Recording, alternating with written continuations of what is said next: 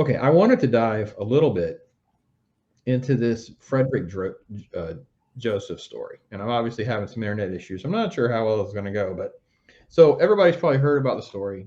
You've basically got black guy and his significant other in a dog park come upon a white Karen.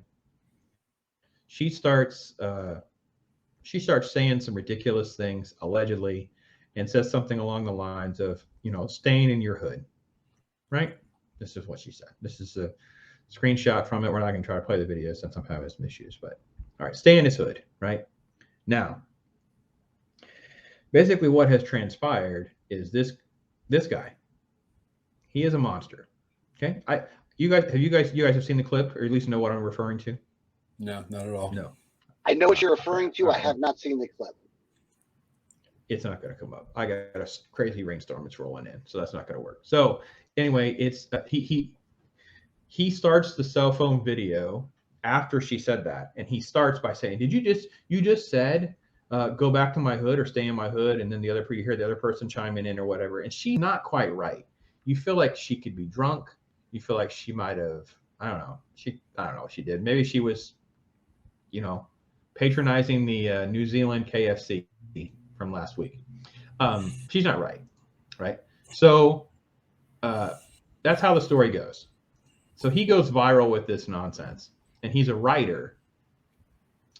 His name is, let me get this all straight, FREDERICK Joseph, and he wrote this book. His book is called The Black Friend on Being a Better White Person.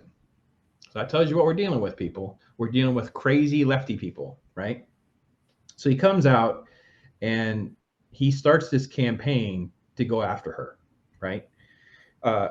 He said on Sunday, at the dog park in Brooklyn with my fiance, this white woman was threatening to call the police and told us to stay in our hood because she had her dog confused with another dog that had been barking loudly. So she's a Karen. She's a crazy person, okay?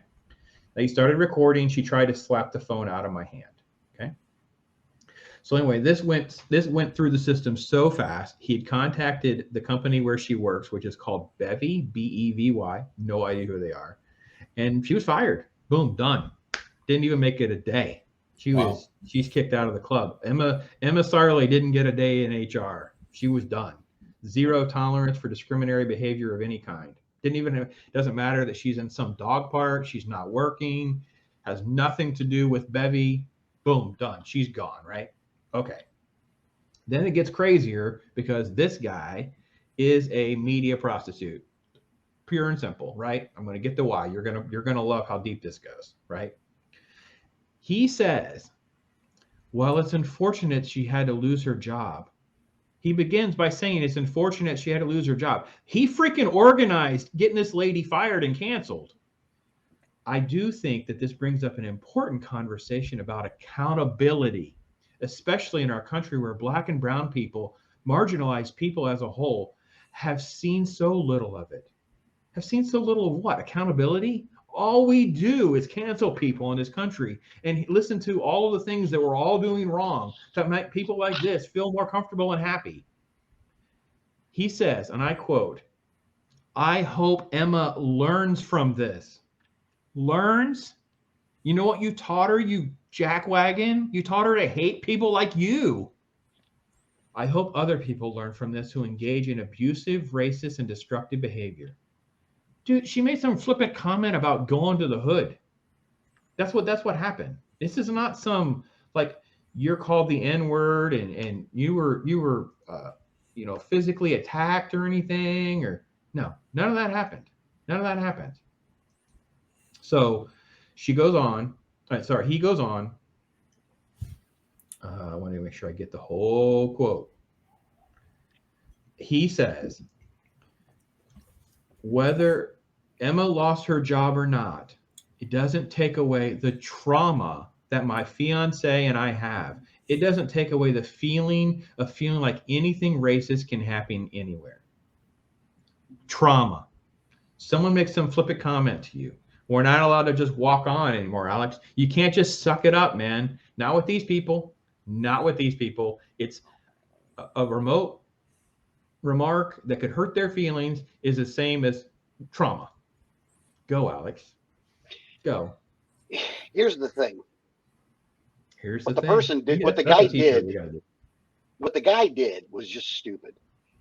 Only because and again, he was lying because his goal was to get that person fired. There's no getting around that. His goal was to get that person fired. And the comment that was made was a comment that isn't exactly down the road that he thinks it is, because that's not a pejorative term. It's a cross-cultural term. So I don't necessarily understand the problem, but look, we're at the time frame right now where these things have great legs that go a long ways, and you're always going to have grifters that are going to try to take advantage of these things, and that's what the guy is. He's just a grifter. But unfortunately, and this brings up the bigger problem, is that there are times that people do things that fit that category, and if they would simply just only pull out that card with time frame in which they need to, it would be a lot better for everybody. It's unfortunate that this is what we have a lot of people doing now, especially with the recreational anger, which is what this is. And, you know, he got his pound of flesh. He's trying to make himself not be the bad guy right now, but that's exactly what he is.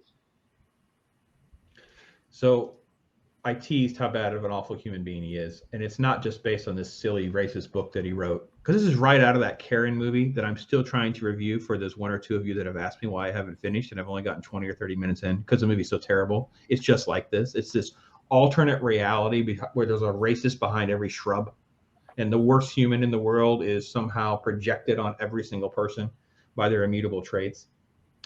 Okay. First off, this is how I knew who this person was. He's a Disney prostitute. He's a corporatist, right? So he created GoFundMe's to raise money. He raised like 70 grand, I kid you not, to take kids to go see Black Panther. He did it again for Captain Marvel with girls. The problem is somebody called him out and said, well, basically, aren't you just doing a fundraiser to give Disney a whole bunch of tickets? Why don't you have Disney just donate a bunch of tickets? Why are you trying to raise money? It's like you're just doing like a box office campaign to raise money for Disney. So he didn't like that.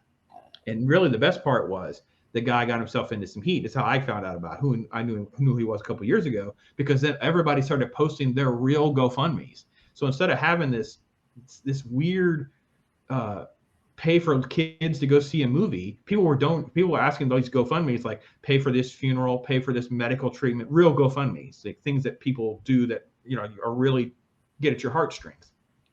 Then come to find out, and I knew who he was. He's an Elizabeth Warren honk. He's an Elizabeth Warren honk. I kid you not. I want to make sure I pull the right one. It's insane. So Mr. Whitey's are bad is an Elizabeth Warren supporter. Not even a Bernie bro. He's worse than that. Man, these things will not share tonight. I either copied them wrong or I did something wrong in preparing for this. I apologize, guys. I'm messing y'all up. I'm ranting and raving like a crazy person tonight. You keep going any further down the road, you could be president.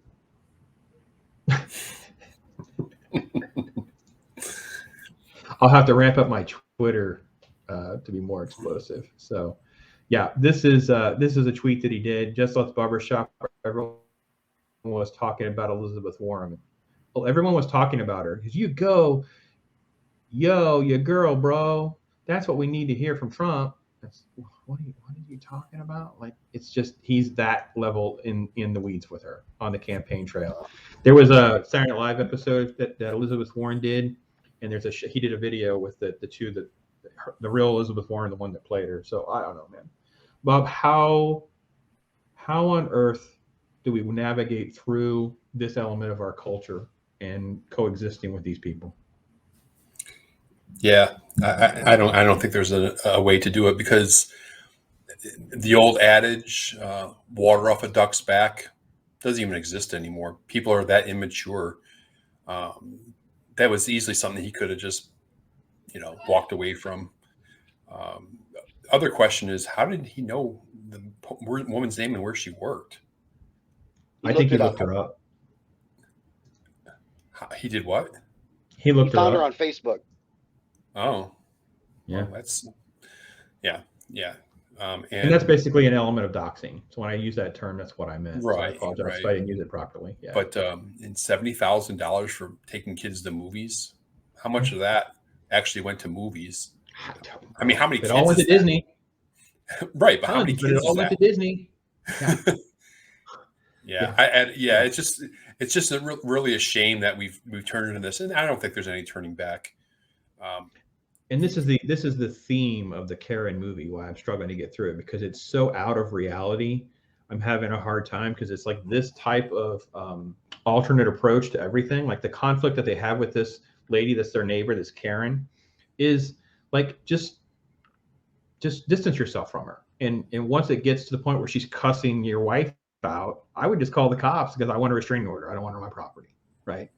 And then when there are all these other neighbors and characters that no one is, it's like we're all supposed to believe because this one person's a racist, everyone's a racist. Like this one lady yells at him in some dog park, and we're all supposed to learn a lesson.